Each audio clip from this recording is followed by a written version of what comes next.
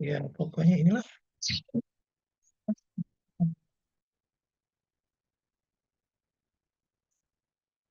kalau zaman sekarang sih modern gitu ya. Unik itu udah melalui perkembangan zaman. Itu termasuk unik ya. Nah itu. Nah ini jawabannya nih, saya kasih contoh nih kamu. Tapi nanti pada saat UTS, kamu jangan jawabannya sama sama saya punya ya. Kamu cari ya jawaban inovasi sendiri ya. Ya, itu. Nah, kalau saya seperti ini nih, kamu seperti apa nanti ya? Saya pengen punya pemikiran masing-masing. Nah, itu. Nah, dari sini ya, ini kita bisa menghasilkan ya inovasi berdaya saing. Nah, proyek harus efektif ya, pencapaian sasaran. Misalkan kita mau ngecor jalan ya udah ngecor jalan, kena sasaran gitu ya. Yang nggak ngecor sasaran, toto nabrak jalan, salah itu ya.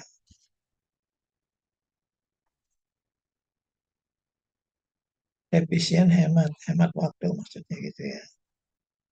Jadi waktu itu jangan terbuang ya, sia-sia.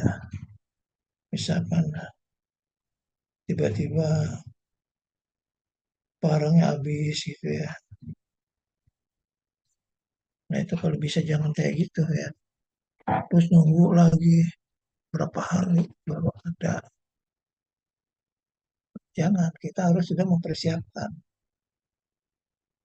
Kalau perusahaan yang begitu, itu biasa perusahaannya kurang modal. Jadi nunggu ini apa kiriman modal ya, nah baru bisa berjalan lancar. Nah kalau perusahaan-perusahaan yang nunda gitu, biasanya nggak ada modal kan. Pertama ya kalau kita mengajukan proyek ke pemerintah deh gitu ya, itu biasanya 60% kita udah dapat dana. Nah sisanya 40 nanti belakangan ya. Nah itu ya, kalau misalkan proyek yang nilainya 1 M, ya 600 juta, sisanya 400 juta, nanti kita yang modalin dulu. Ya kita udah dimodalin 400 juta. Nah itu ya.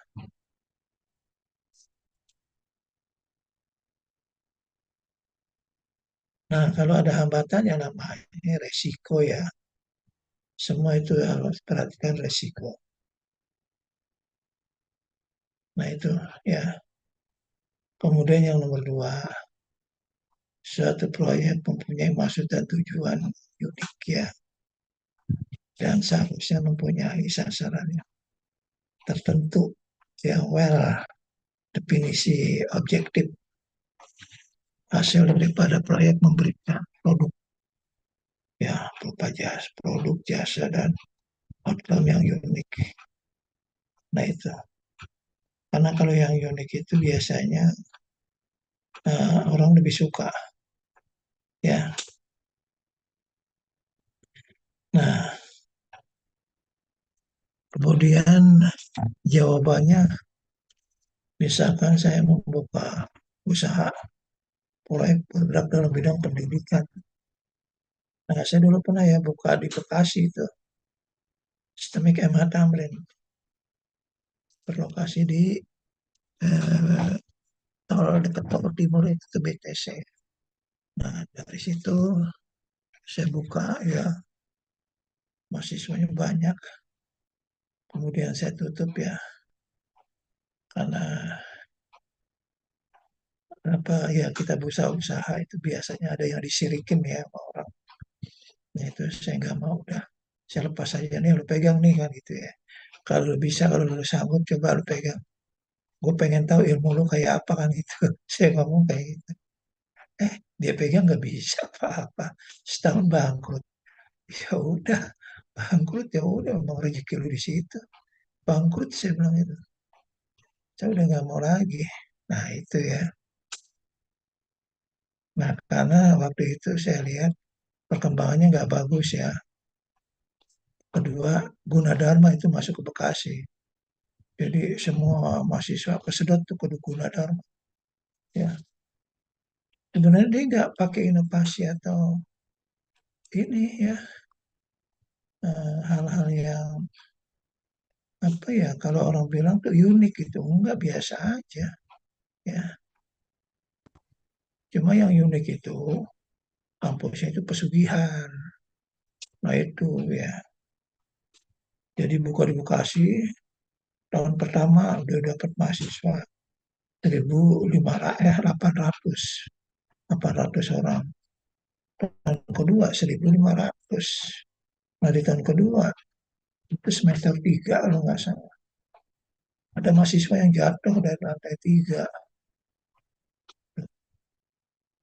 tinggal ya.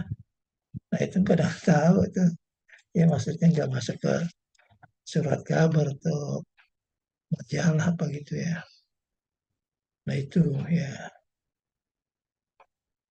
Jadi kalau bisa kita cari yang aman lah gitu ya. Nah kalau saya nggak pakai apa-apa ya.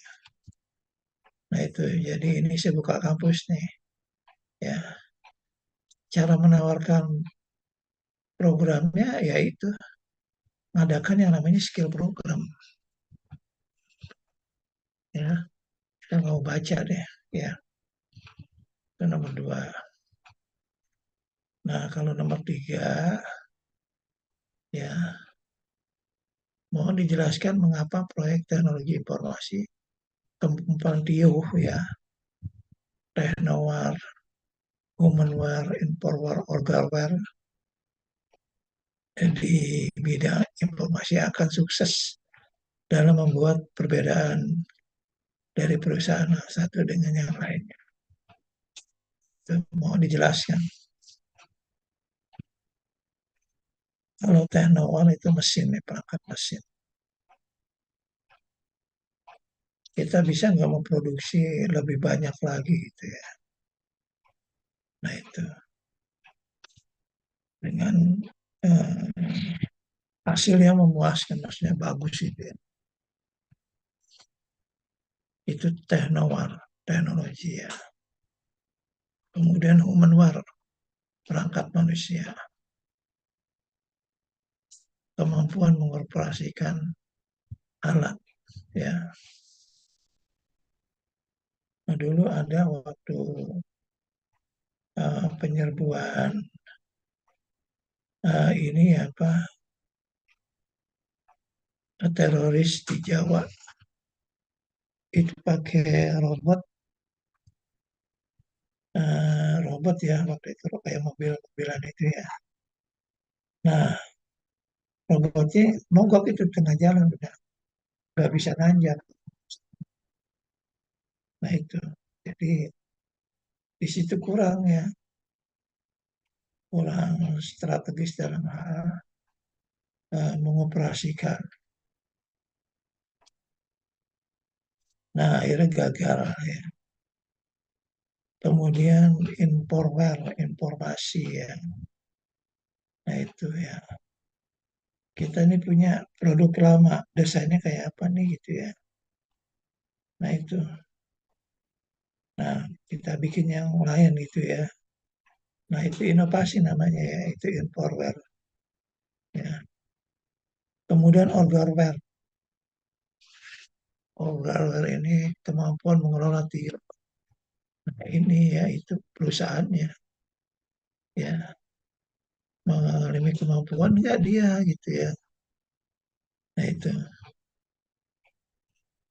perusahaan yang sudah memiliki kemampuan dia di bidang informasi akan lebih berkembang ya karena akan lebih cepat mendapatkan perubahan pasar dan perusahaan harus banyak melakukan perubahan karena pasar selalu berubah. Nah itu ya. Nah ini kalau kamu mau apa melakukan sebuah inovasi ya TIO gitu ya. Nah ini dipelajari ya. Ini simpel singkat ini ya. Kemudian nomor 4, knowledge area menjelaskan terkait kompetisi yang harus dibangun oleh manajer. Bagaimana ada kompetisi tersebut dibangun dan mengapa harus dibangun ya. Nah, seorang manajer harus mempunyai knowledge ya. Nah, itu knowledge itu pengetahuan ya. Nah, itu ya. Kemudian dari situ bisa kita lihat ya orang yang memiliki pengetahuan atau tidak kelihatan. Nah, kemudian jika seorang manajer ingin menerapkan sistem knowledge management, yang harus dipikirkan adalah infrastruktur. Ya, nah itu infrastruktur.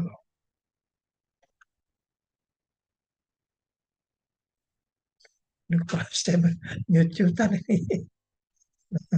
Kemudian dari sini kita ada gambaran ya tentang gambar konferensi sama dengan teknologi informasi. Nah ini bisnis ya. Bisnis itu lebih luas ya. Di luar dia bisnis. Bis itu manajemen informasi sistem. Nah kemudian ya sistem informasi, teknologi informasi. Nah sistem informasi kayak perangkat-perangkat software ya. Kalau teknologi informasi itu perangkat-perangkat hardware, jaringan, dan lain sebagainya. Kalau MIS, manajemen informasi sistem itu pengelolaan yang ada di lingkup perusahaan itu. Ya, jadi organisasi namanya MIS. Kalau dulu EDP, Electronic Data Processing, kemudian berubah jadi MIS, manajemen informasi sistem. Kemudian berubah lagi jadi IT, teknologi informasi. Nah itu ya, kalau bisnis ya, usaha, namanya perdagangan.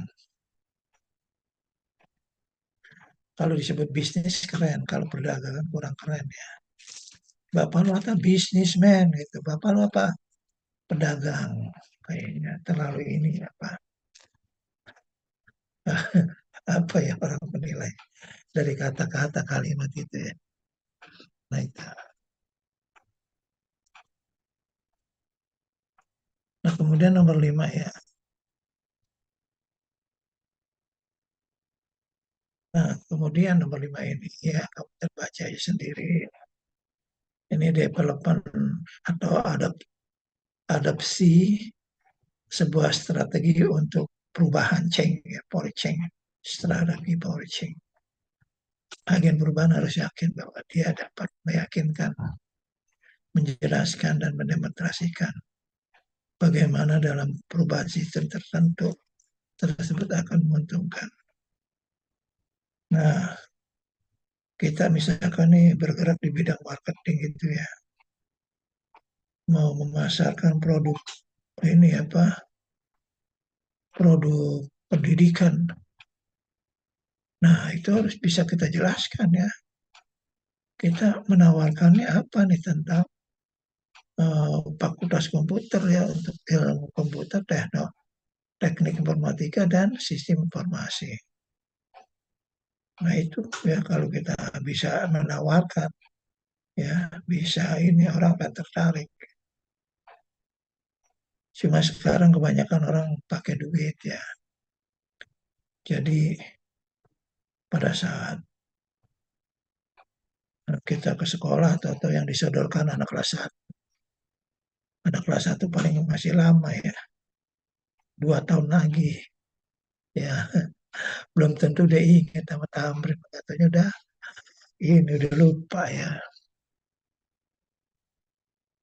Nah itu kalau dulu inovasi saya unik. Saya nggak ngikut-ngikut orang-orang ke dalam sekolah terus minta anak kelas 3-nya. Nah, saya hanya nyebarin udah selesai ini ya ujian negara ya. Nah, terus saya kirim ini apa bukan kirim? Saya kasih mahasiswa juga yang nyebarin. Nih, saya bilang kamu harus bisa melihat orang yang mau berlanjut ke kuliah atau yang tidak kan itu kelihatan saya bilang. Kelihatannya dari apa Pak? Ya dari gerak gerik saya bilang gitu ya, dari gerak gerik. Walaupun dia kuliah tapi gerak geriknya kayak orang ini orang kampungan gitu ya. Nah itu juga nggak lama nanti kuliahnya saya bilang gitu. Ya pasti dia oh, cari yang gerak geriknya itu kayak seorang pelajar. Ya, nah ternyata dari situ banyak ya dikasih. Ada yang minta Pak, saya minta Pak, saya minta enggak dikasih. Karena apa? Karena ini apa? Itu khusus buat orang-orang yang benar-benar mau belajar. Nah, ternyata dari sekian apa 300 yang disebar itu yang datang sekitar 200 lagi enggak. Nah gitu ya. Nah kalau saya ceritain, nah bagaimana dapat menghasilkan uang buat bayar dosen gitu ya. Nah itu ya jadi unik namanya gitu. Nah kemudian ya dari sini kita bisa melihat ya bagaimana perkembangan selanjutnya ya. Nah kita tetap komitmen ambil ini janji ya. Jadi mereka tetap belajar ya selama sebulan Microsoft Office sama ini apa maintenance komputer. Nah kemudian dari situ kita bisa melihat ya kemampuan mereka. Kalau anak SMA kurang kemampuannya dibandingkan dengan SMK ya. Nah SMK itu memiliki kualitas ya, ya dalam dunia ini apa keterampilan. Nah itu. Cuma saya juga nggak ngerti ya SMA itu nggak ada yang paham gitu ya. Waktu kuliah aja itu waktu di ini saya waktu ngajar di Bidakara ya. Dulu waktu itu banyak mahasiswa yang lulusan SMA belum paham ya, tentang Corel Draw, Photoshop gitu ya. Mereka belajar dari dasar lagi. Kalau SMK itu udah belajar ya.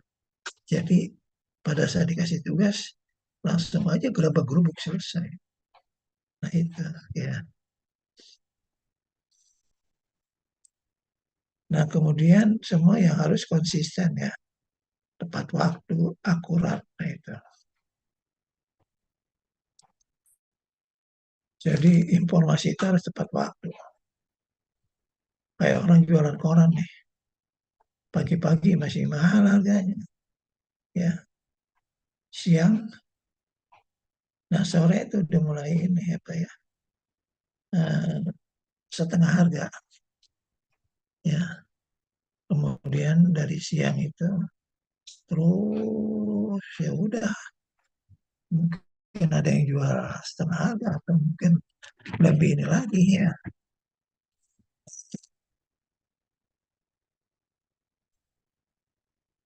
Nah dari situ kita bisa melihat ya bahwa tepat waktu itu ya penting ya.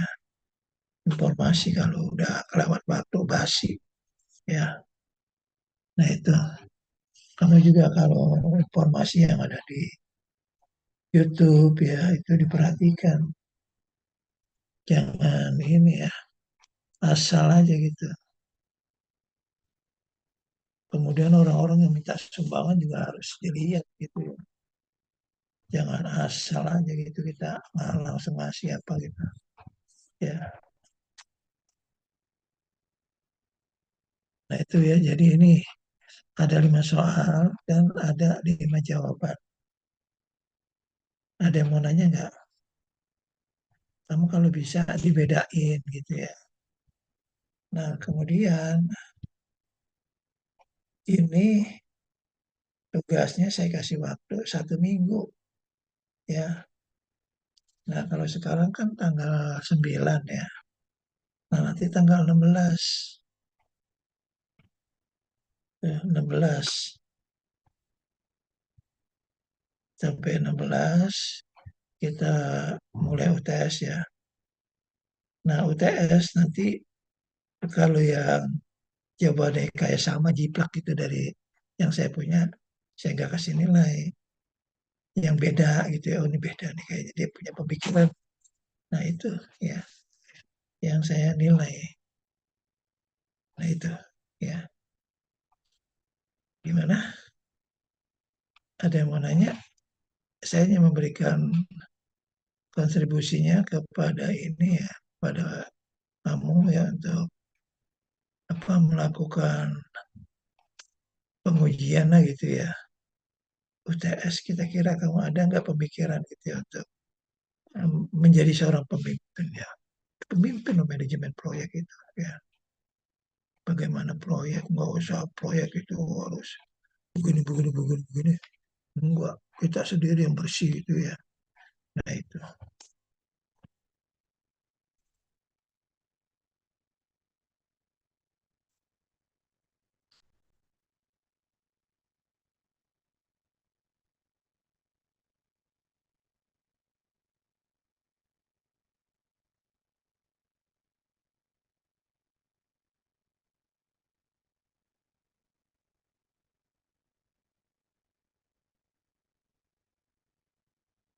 so,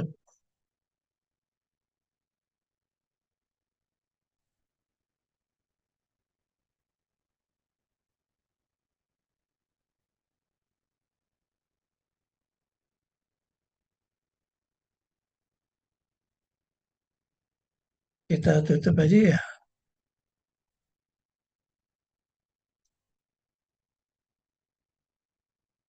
Ya, kalau nggak ada yang mau nanya, kita tutup ya.